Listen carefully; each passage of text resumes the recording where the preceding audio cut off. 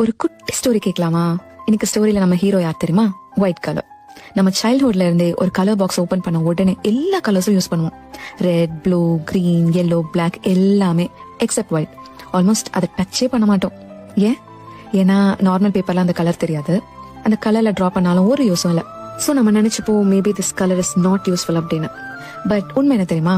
The problem was never the colour. The actual problem was the background. ஒரு white crayon எடுத்து black chart paper மேல எழுதி மட்டும் பாருங்களேன். அதுதான் மேஜிக். ஒரு லைன் போதும், ஒரு ஸ்ட்ரோக் போதும், தி ஹோல் பிக்சரே க்ளோ ஆகும்.